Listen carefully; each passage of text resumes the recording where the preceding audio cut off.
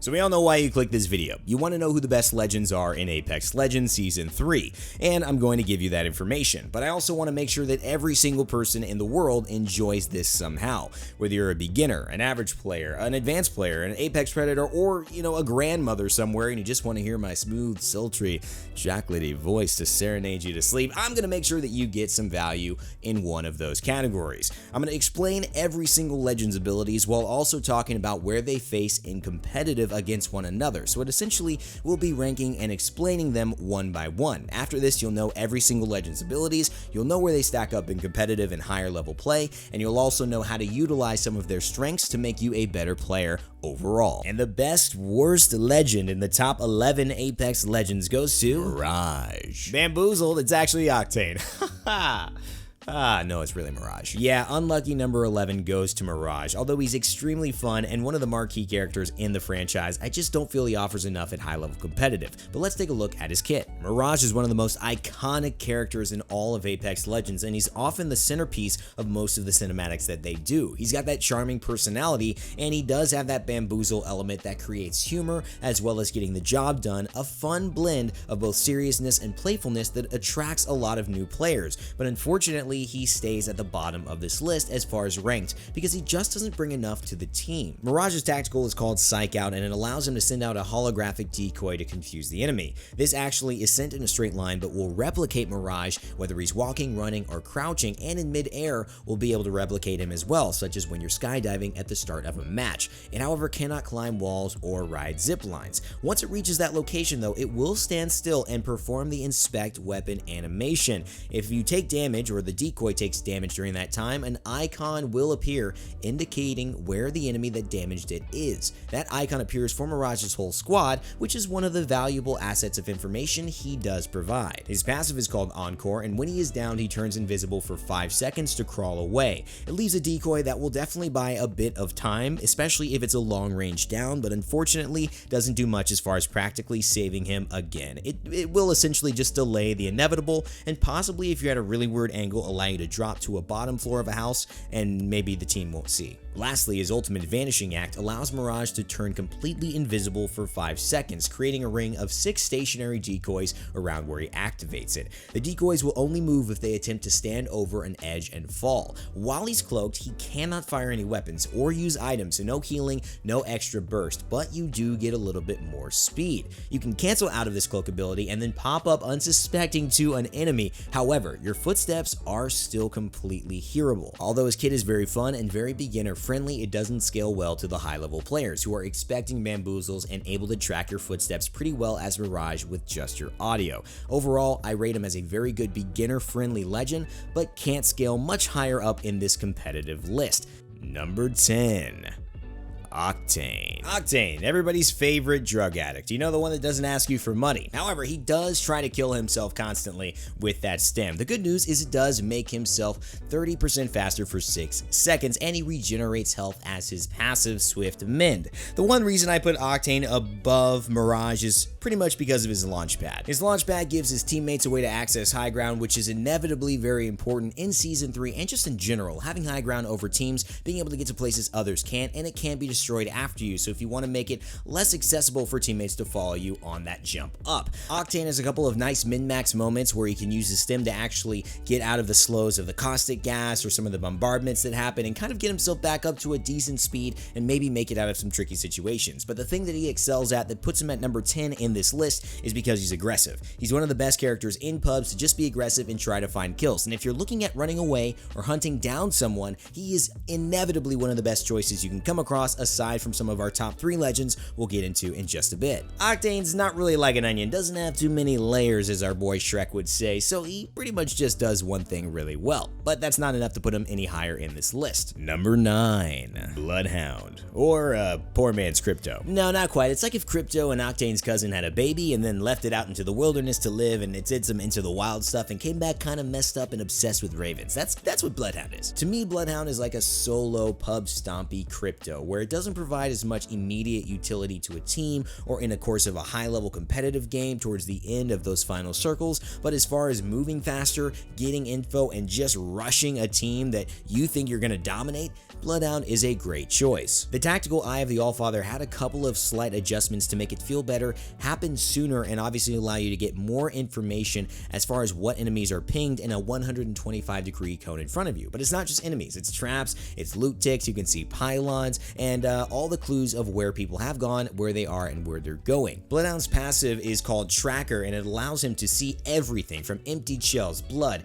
gas residue, perimeter securities destroyed, pods open, smoke residue, left zip lines, footprints, slide marks, smoke residue, wound bandages, grenade pins, whether they've mantled down somewhere, where they're dropped or landed, a door destroyed or opened, killers with weapons, abilities, or interception, pylons destroyed. It can honestly tell you if somebody even picked up an item. This gives you so much information. It's a shame that this is not something that's seen high level in our competitive games of Apex Legends. Master Bloodhound players will be able to follow the scent though of teams that are even miles away, it feels like, in this new map, and especially with the new ultimate Beast of the Hunt, which has gotten an increase in the ability to get into your ultimate faster, essentially decreasing the startup time for that ultimate so that now you can move even faster and it lasts even longer. 30% speed lasts 35 seconds, and of course you will be able to see people highlighted as if you had a digital threat in your vision instead of your typical field of view for the character. Bloodhound unfortunately is outshone by Krypto at the moment, but there's still time for things to change. Let me know in the comment section below if you expect Bloodhound to rise in the value rankings this season. Number 8. Caustic. He is so toxic, dude. I don't know. Have you met him? He's toxic, bruh. We are now at the point in this list where legends that I'm mentioning could easily be dominating your matches. We are getting close to a wide variety of legends that are really good at specific things, but not always going to be included in that top 3 or 4. So pay attention that this isn't a diss if they appear here, especially when considering Caustic. Caustic is one of the best legends at holding down a space, and I've heard pros like Hotsick from Pittsburgh Knights even talk about the fact that they will never, ever push a Caustic who is bunkered up in a building. It's just asking for a death sentence. Caustic revolves around a lot of premeditation with his Nox gas traps, where you drop your canisters that release deadly gas to the world when they are triggered by people walking near them, or if you shoot them, or if enemies actually shoot them. However, enemies can shoot the bottom and actually disperse them so that they do not trigger any gas. The gas unfortunately does end up hurting your teammates' vision and slowing them down as well, so you must be careful about coordinating with your team when and where you're going to do it. But being the scientist that Alexander Maxwell Nox is, his passive Nox vision allows you, just the Caustic player, to see enemies through Nox gas. Notably, this does not help your teammates, so the gas will still mess them up as far as vision and moving. Enemies inside the gas created from your tactical and ultimate abilities are highlighted in green, however, similar to that digital threat scope. This vision is not obstructed by walls or other obstacles as well, meaning that you can get some vision around corners. And his ultimate is just flying gas, more gas essentially. This man is passing gas every chance he gets. Yeah, I mean, that was kind of a joke, but that wasn't that funny. Anyways, he throws it, he can cut off a choke. He could also set up a really good room where people will have to disperse. They cannot stand in that gas, otherwise they will die. But one of the biggest things about him and where I think he finds his strength is his trading potential in gunfights. See, the benefit is he has this passive called Fortified, which gives him 15% less damage from every single attack, and it also gives him immunity to slow effects from weapon fire. However, he is also a big, beefy boy, and his hitbox means that you can hit him from a mile away and in angles that he can't hit you, similar to Gibraltar, who we'll talk about a little later in this list. Ultimately, this is the downfall for these characters, in particular with heavy hitboxes. They just have a hard time competing when both players, enemy and you, have great aim. They will just be able to hit you more often around harder angles, easier angles than you can hit them. However, great defensive utility. You do not want to push him, good damage reduction and slow immunity to bullets, but unfortunately the hitbox still keeps him down, and there are still other legends that are better at holding down rooms as well. Ultimately, Caustic has to remain middle of the pack here, but still a threat when it comes to Apex Legends. Number 7.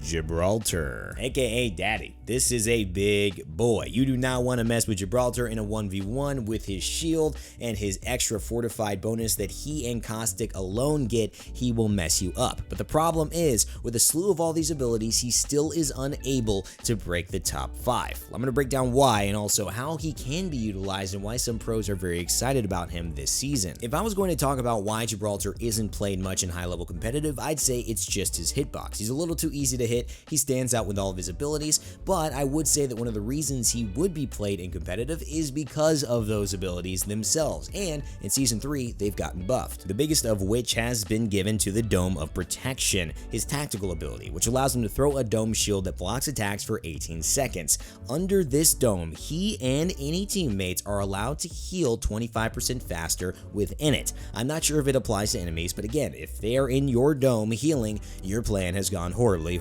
wrong. Not only that, you can actually throw this dome about 60% farther, as well as throw your ultimate, that huge defensive bombardment, which does a ton of damage a lot farther as well. The buffs in this season have made Gibraltar a lot more flexible as far as how he uses his shield and his ultimate for his defensive advantage on him or for his teammates, or to shut off a choke when people are rotating on the map. He's a good teammate's dream and one of a coordinated group's guardian angels. However, in pubs and in most high-level games, his huge hitbox just makes him very hard to trade with, unless you are an absolute monster with his passive, the gun shield. Now, the gun shield allows Gibraltar, while aiming down sights and mostly moving slower unless you're using a shotgun, he will essentially deploy a gun shield. This gun shield will have 75 health in front of him that protects his upper body from incoming fire. The shield can be disabled by pressing H or down on your controller. Once broken, the shield has a long cooldown and it may be regenerated quicker if you use shield cells or shield batteries. So faster healing, a whole gun shield to himself, plus 15% damage reduction. You're thinking Gibraltar's got to be top tier.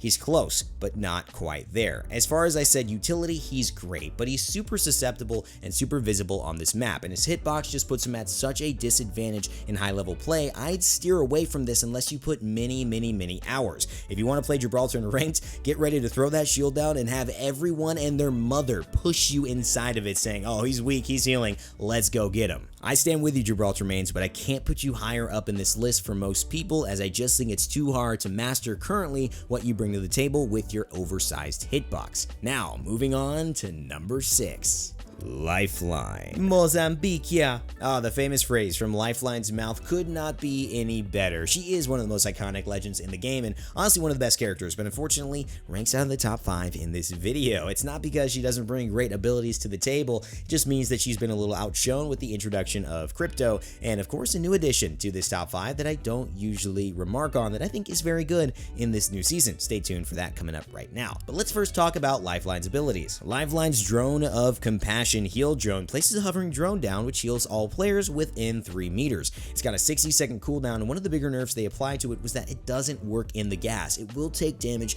and can be destroyed from the gas and by players' bullets, so watch out. That may not help you get from the red zone into the safe zone. It heals 7.5 health per second and lasts 20 seconds for a potential of 150 health restored per target. Players can push the drone around by walking into it, and if it goes over a cliff, it falls very slowly, so you can see all of your healing disappear right before your eyes in slow motion and understand the mistake you've made. Lifeline's ultimate, her care package, allows you for every 6 minutes to call down a care package with 3 different items, each one of those slots containing one of the following. One slot gives an epic or legendary body shield, helmet, or knockdown shield. The left slot, slot 2, gives either shield cells, shield batteries, syringes, medkits, and or phoenix kits, and the third slot, the front slot, gives level 3 weapon attachments such as the 4 to 10 times digital sniper threat or a digital threat itself. Lifeline care packages will never contain weapons like Mastiffs, Krabers, L-Stars, or Charge Rifle. Oh wait, that's not a legendary weapon.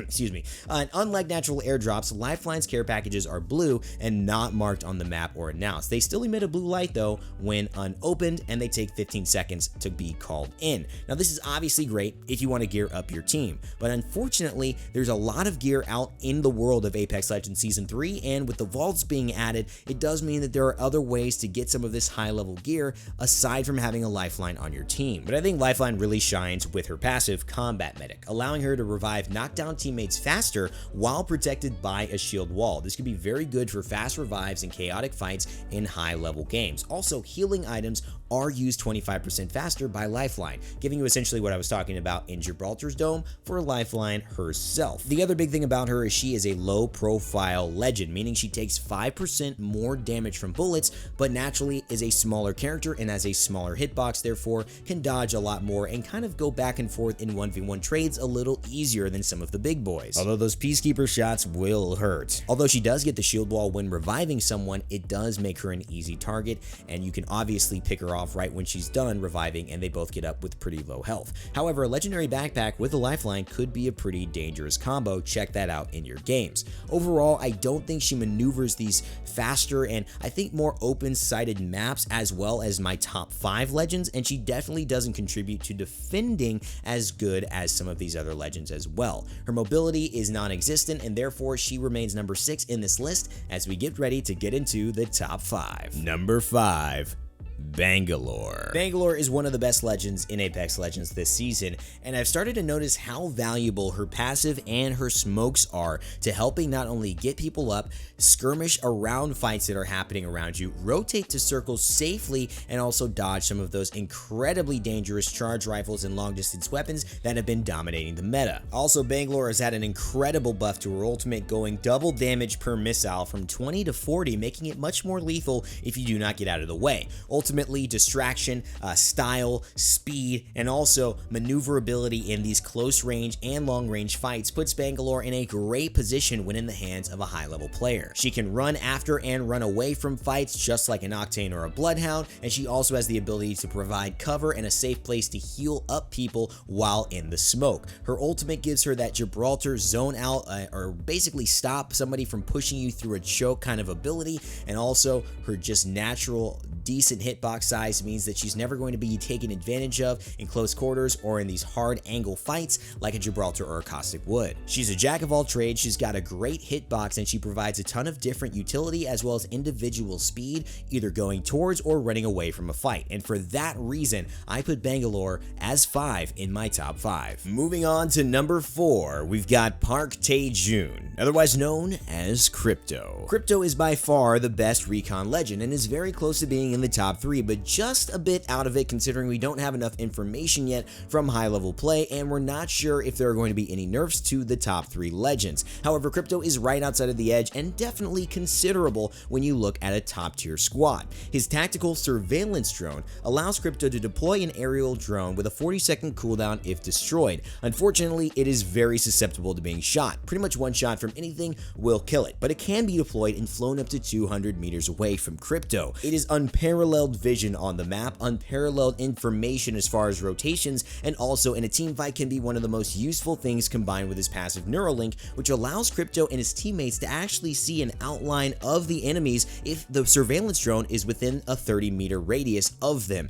However, that will also alert the enemies that a surveillance drone is close, they'll hear it and probably look to target it and shoot it down right away. The drone, however, can do a lot of interesting things as well. It can look at the big banners in the map and tell you how many enemies within a 200-meter yard radius are in that area with you. It can also pick up teammates' banners, so you don't have to run yourself and you can stay away from the fight if a team is camping them. It also allows you to set up your biggest and maybe most influential ability, your ultimate, the EMP. While using Krypto's drone, it takes 3 seconds to charge and you can detonate an EMP blast. It deals 50 shield damage, slows players, including your teammates, and disables all traps. As far as a Watson pylon though, no go. It will not destroy that big bad boy that destroys ordinances, but it will take down all the perimeter fences. It affects all players in a 30-meter radius, even through walls and cover, and has a horizontal and vertical detonation range, meaning it hits in a sphere, above and below. The slow lasts for roughly 1 to 2 seconds and can be a game changer. However, it has a couple of counters that unfortunately means Krypto cannot make the top 3. 1. A common counter to this drone is simply to take off your armor. Right-click in your inventory when the drone EMP blast is about to go down, throw your armor on the ground, ground and pick it back up, and it will remain undamaged, and you'll only take the slow effect, meaning that you won't have to heal up before the enemy team pushes you.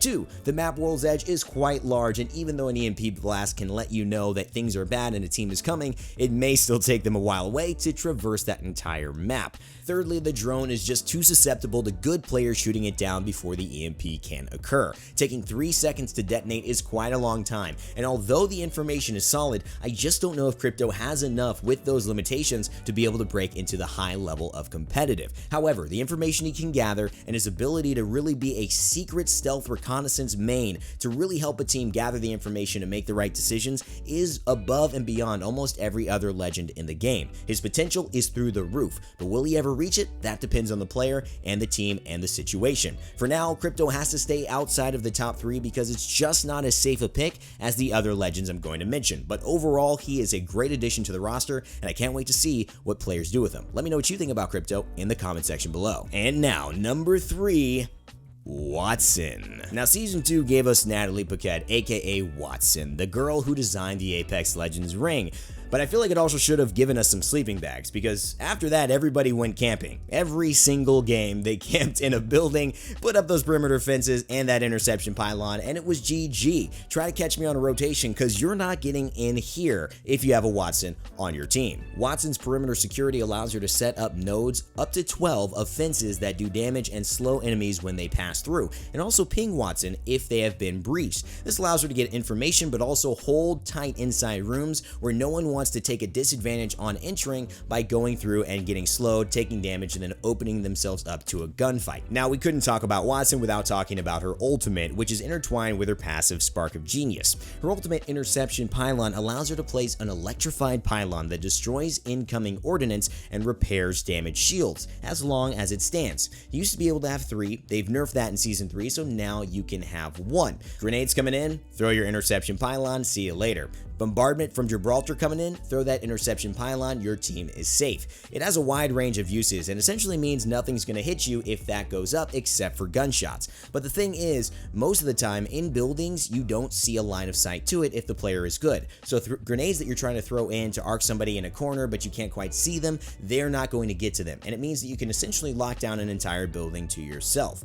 The best part is that it recharges your shield as well, and in a poke heavy meta with snipers, that is a huge valuable thing. Means you don't have to carry as many shield cells to continue trading and poking and still be safe. However, one of the biggest things about it too is that if you have one up, it will recharge her perimeter security fences faster, passively giving you a 4-second cooldown instead of 30 when you are near an interception pylon. Unfortunately, Watson is just unparalleled as far as her ability to hold down a building and still be an average hitbox legend. Caustic and Gibraltar suffer from being too big to really play in high-level competitive with great aim, and you are going to find yourself losing more trades just because of that. Watson brings that same and a little bit better defensive utility with also the passive shield regen, giving you and your team a bit of economy as well as that safety to lock a building down in those final circles. That's why Watson has to stay top 3 and is still a key component to all high-level ranked meta gameplay right now. Number 2. Pathfinder. Now, Pathfinder is technically a support legend, but it feels like he just supports himself in moving faster than pretty much anybody could even dream of across this wide map in Season 3. Pathfinder is all about mobility, not just for himself, but for his teammates, and even with a nerf early on in Season 3, the grappling hook is still probably the best high burst mobility option in all of Apex Legends, and I don't ever see that changing, whether it's getting into a fight to push someone whose shields are cracked, or you're running away from a fight to be able to heal up and get back into it, or even chase somebody who has gotten too far away and track them down with that last sniper shot. Everything about Pathfinder is valuable, especially in high-level competitive play. Split decisions, pushing people when you have the opportunity, missed moments like that, Pathfinder can capitalize on, and that's partly why he's so good. He was given the low-profile passive to increase damage again by 5%, but who really cares, right? His hitbox is still a little odd, and even though he's a bigger character, he doesn't really act as the Gibraltar or the Caustic ever since those changes in Season 1. His His zipline gun, although it did get a nerf from 90 seconds to 120 seconds on its average cooldown, still is a very quick ultimate in comparison to Lifeline's, which is 360 seconds, just as an example. He's able to create that zipline to get to high ground and access areas no other legend can, and also allow his team to do the exact same thing. Although it isn't as safe of the mobility option, especially with good players, as number 1 in the legends list. Pathfinder teaches you a lot about what makes something good in a first-person shooter: high ground, burst mobility away and towards fights, and also the ability to transport your team to those burst mobility locations or high ground locations we just talked about. That is what makes Pathfinder such a crucial aspect, not only in World's Edge, which is a bigger map, but in all competitive matches that we've seen, even on Kings Canyon. Good team information with a survey beacon, great burst mobility towards and away from fights, better than any other legend in the game, a decent hitbox, as well as team-wide mobility. Pathfinder is an easy number 2 in my list. However, not quite as good for one particular reason as our number 1 legend,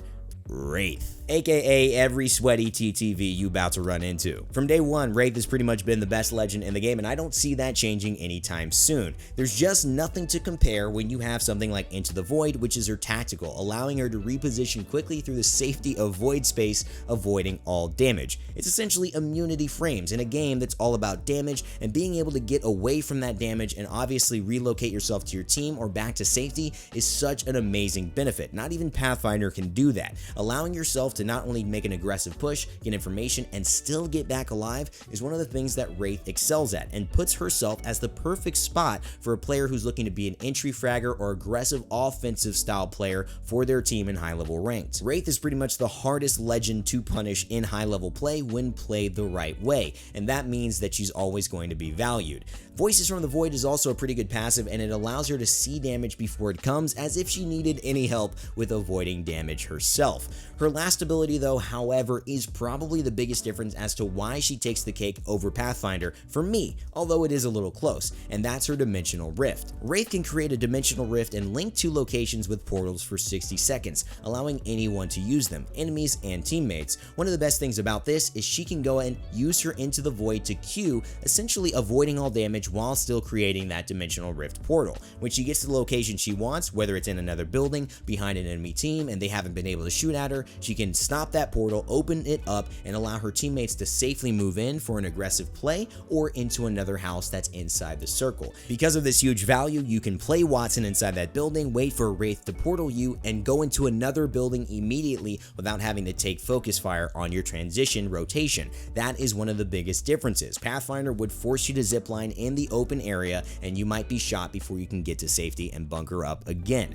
This is always going to be one of the best aspects of Wraith in high level competitive, and if you can get value from your Q into the Void and those immunity frames, either baiting out enemies or getting information and getting back to your team alive, you've already done a huge aspect of winning the fight for your team. Combine that with one of the smallest hitboxes in the game and a low profile passive that doesn't really do much because of those immunity frames and her ability to also gain speed while in her Dimensional Rift ultimate. Wraith is by far the best legend to have in competitive at this point, especially in those close high level circles where people are trying to just immunity frames out and last longer than the other person when the ring has fully closed in.